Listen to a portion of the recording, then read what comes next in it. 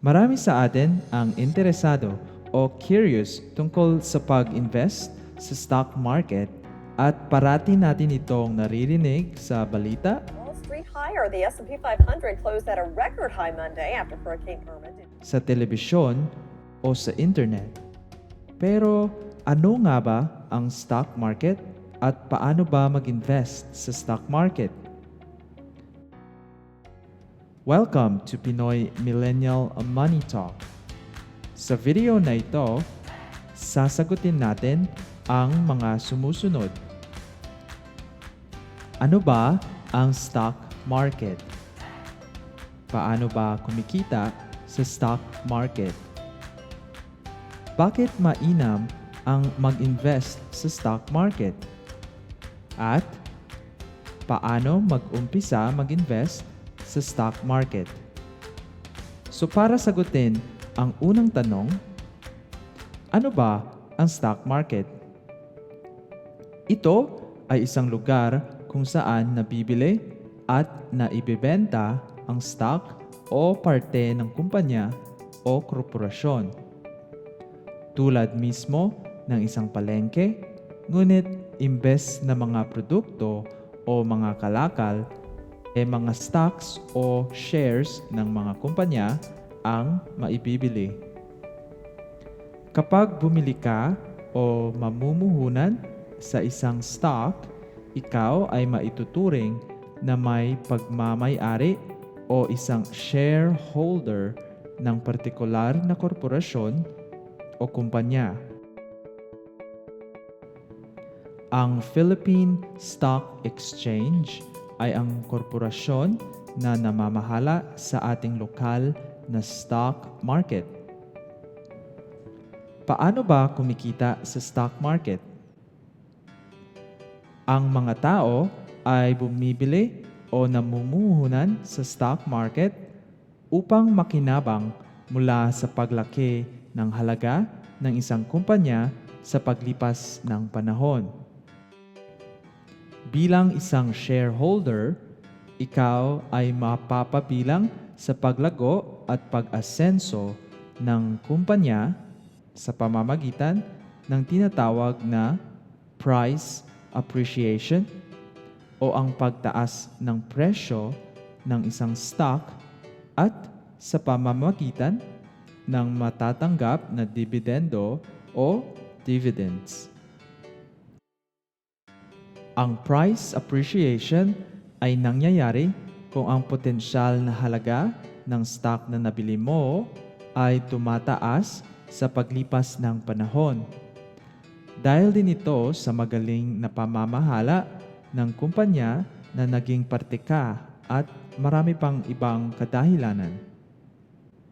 Isang halimbawa nito ay ang kumpanyang JFC or Jollibee Foods Corporation, kung saan sa taong 2008, ang stock per share nila ay nasa 51 pesos. At kung makikita sa mga sumunod na taon, ito ay unti-unting tumataas at naabot nito ang presyong 250 pesos sa taong 2016. Ibig sabihin, kung bumili ka ng isang stock ng Jollibee sa taong 2008 sa halagang 51 pesos, sa taong 2016, ito ay nakalikom ng 199 pesos na kita o 390% increase.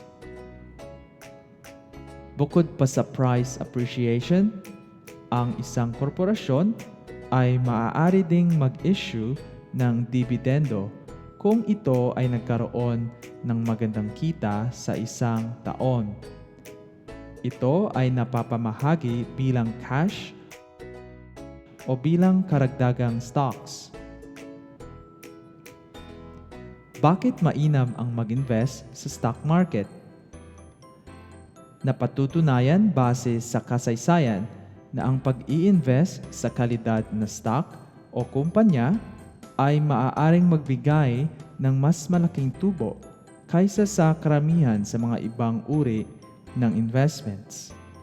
Ito ay maituturing na isa sa pinakamahusay na bihikulo para makamit mo ang mga pangpinansyal na layunin mo.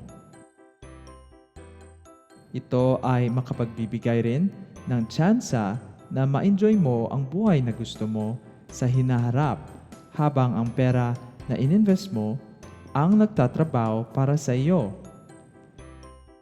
Isa pang kadahilanan kung bakit ang mga stocks ay mas nakakahigit kumpara sa ibang mga investments ay dahil pag nagkaroon ng magandang kita ang korporasyon na pinag-investan mo, ang kanilang kita ay nagagamit sa pag-reinvest sa pagpalawak pa ng kumpanya at sa gayon, ang mga shareholders ay siguradong makikinabang din dito.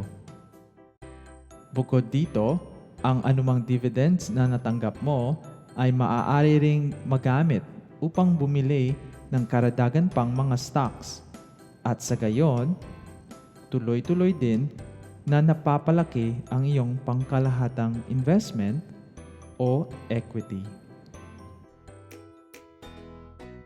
Paano mag-umpisa mag-invest sa stock market? Para sa video na ito, gagamitin natin ang Cole Financial Online Stock Trader. Ito ay isa sa pinakapopular na online stock trader sa Pilipinas ngayon. Pag pumunta sa website nila, colefinancial.com, i-click ang tab na Open an Account. Dito makikita ang mga hakbang para makabukas ng account sa kanila. Unang-una, maghanda ng basic requirements na ID at tax number. Pagkatapos, may dalawang pagpipilian para mag-register ng account. Online sign-up o di kaya ay pagsumite ng na-download at na-filled out na forms sa mga offices nila sa iba't ibang syudad sa Pilipinas. Makikita ang mga opisina na ito dito din sa website. Pag nasumite mo na ang mga requirements, ikaw ay makakatanggap ng kumpirmasyon sa email kung saan ang account mo ay pwede nang pondohan ng pera at saka ka makauumpisang bumili ng stocks. Pwede kang magpondo sa pamamagitan ng sumusunod. Sa online bills payment, nakalista dito ang mga bangko na pwede mong gamitin kung may online account ka sa kanila.